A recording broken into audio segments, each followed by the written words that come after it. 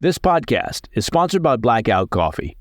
Kickstart your day with a delicious cup of American-made Blackout Coffee. Family-owned, premium coffee, fresh roasted, and shipped out within 48 hours of roasting. Look, I've said this before, and I'll say it again. It's like taking the beans right out of the roaster and putting them in your cup. Go to blackoutcoffee.com, promo code PDB, for 20% off your first purchase.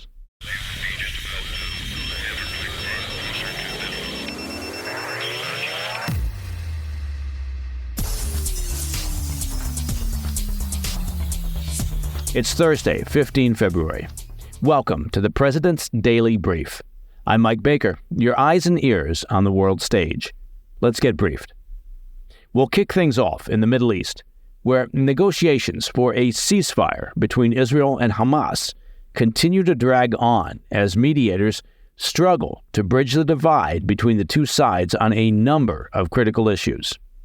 Later, we'll look at Kim Jong Un's latest provocation on the Korean peninsula. Seriously, he has got to get a hobby other than just provoking angst on the Korean peninsula. We'll also look at Ukraine's most recent naval victory over Russia in the Black Sea.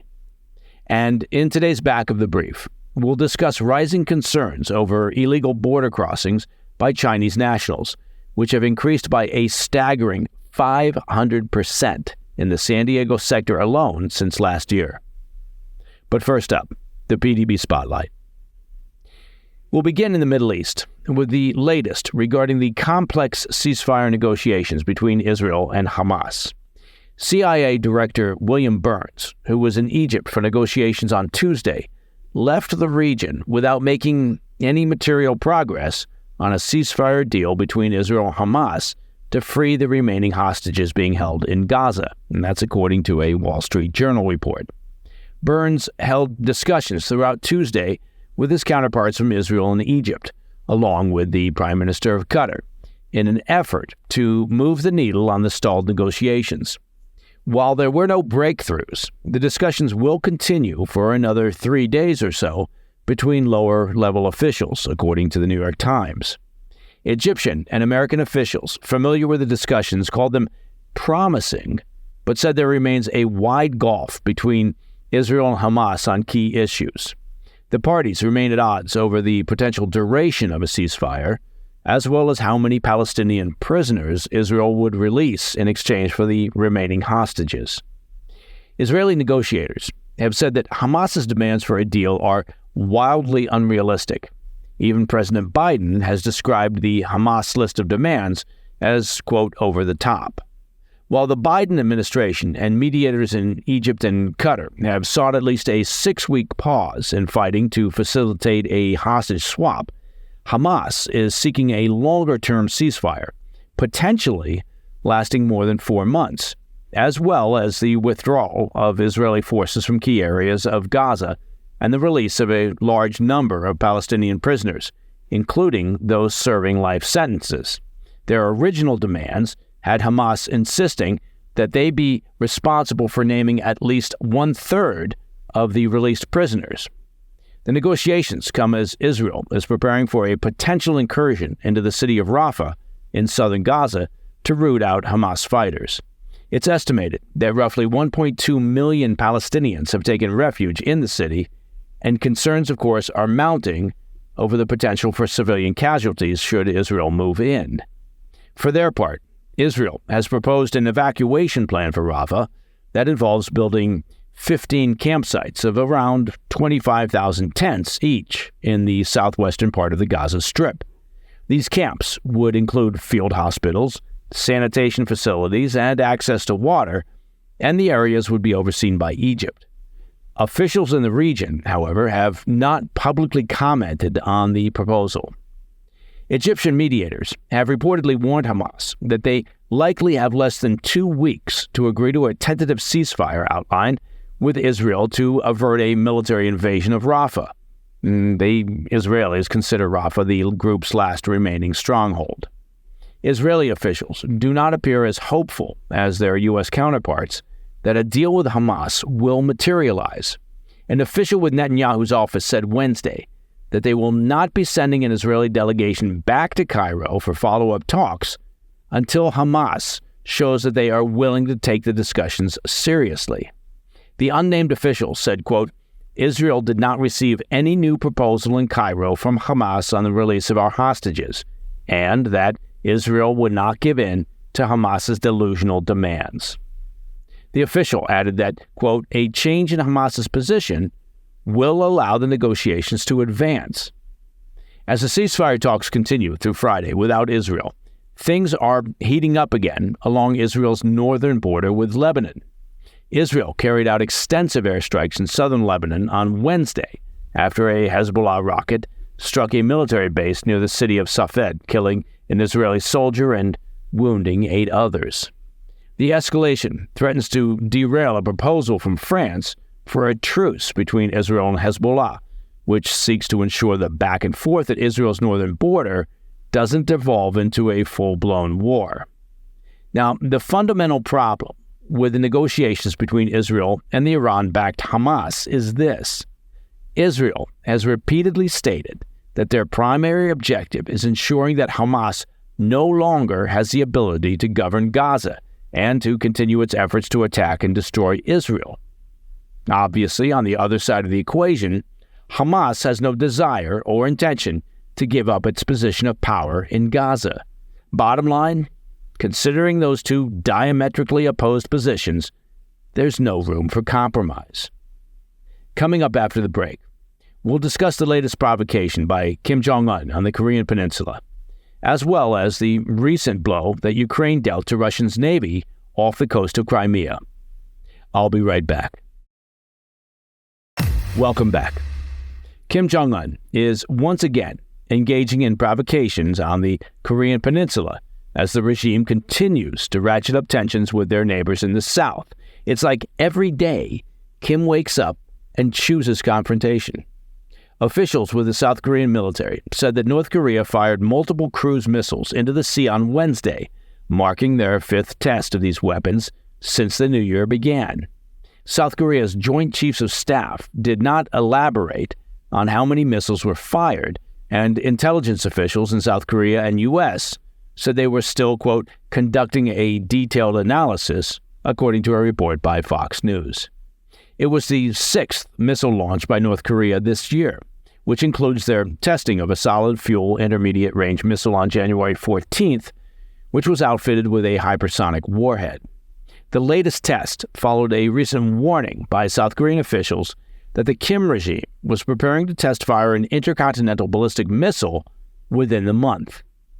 In a statement Wednesday, South Korea's Joint Chiefs of Staff said, quote, while strengthening surveillance and vigilance, our military is cooperating closely with the United States and closely monitoring additional signs and activities from North Korea, end quote. As we've discussed regularly on the PDB, North Korea has been aggressively escalating tensions on the Korean peninsula ever since launching a spy satellite last November aboard an ICBM. Since then, we've seen the collapse of a 2018 Inter-Korean Pact, renewed military activity along the DMZ, and several provocative ballistic and cruise missile launches by the Kim regime.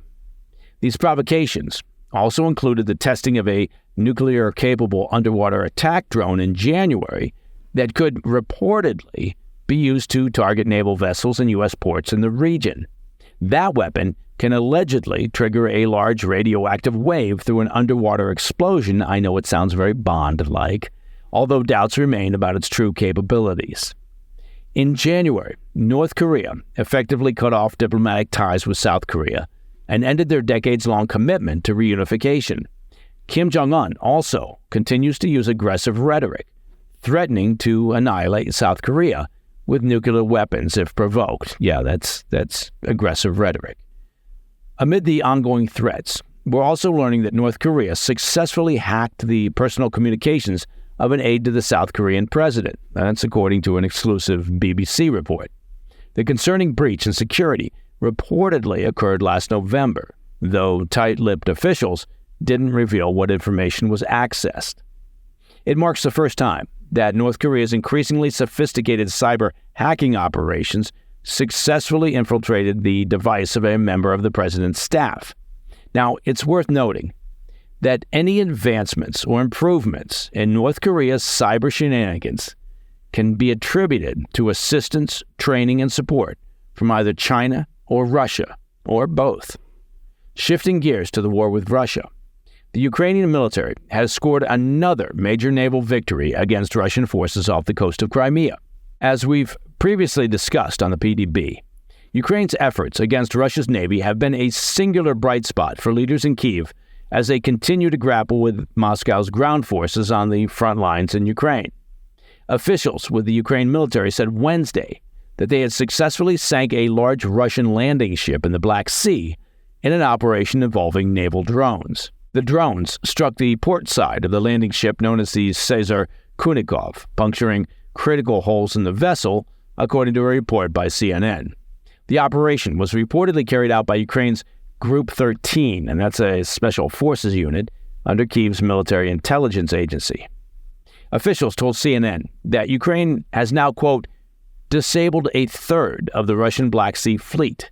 Since the outbreak of the war, Ukraine has destroyed or disabled 25 of Russia's naval vessels, along with a submarine.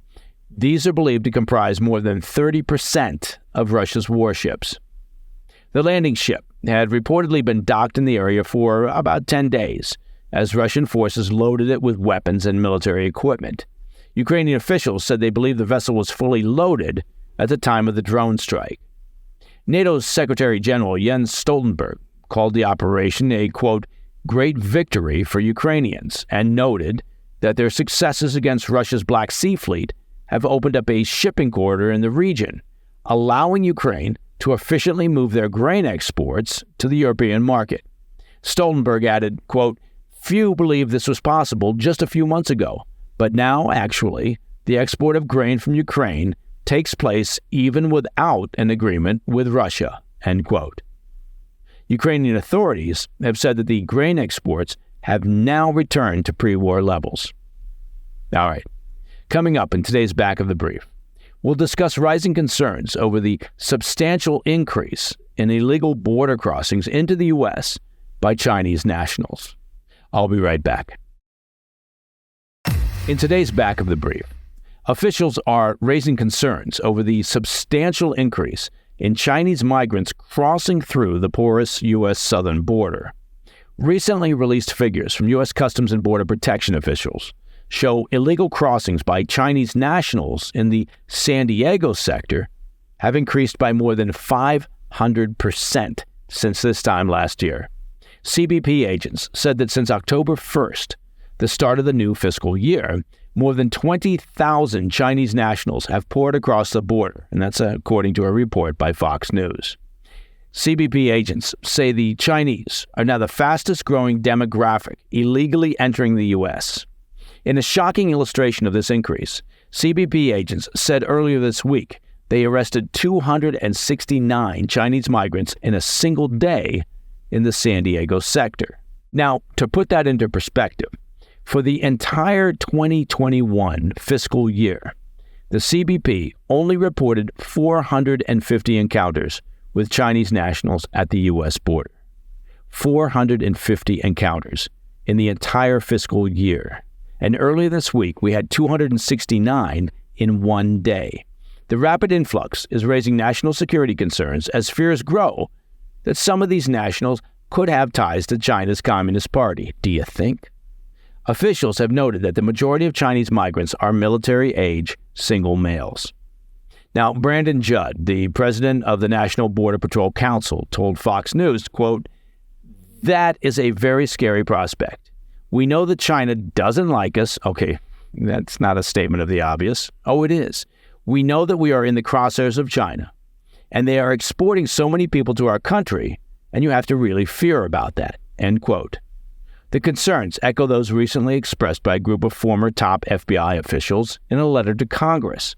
They noted that military-aged men, quote, are landing in waves on our soil by the thousands, and added that it is, quote, difficult to overstate the danger represented by the presence inside our borders of what is comparatively a multi-division army of young single adult males from hostile nations. End quote. And that, my friends, is the President's Daily Brief for Thursday, 15 February. If you have any questions or comments, please reach out to me at pdb@thefirsttv.com. I'm Mike Baker. I'll be back later today with the PDB Afternoon Bulletin. Until then, stay informed, stay safe, stay cool.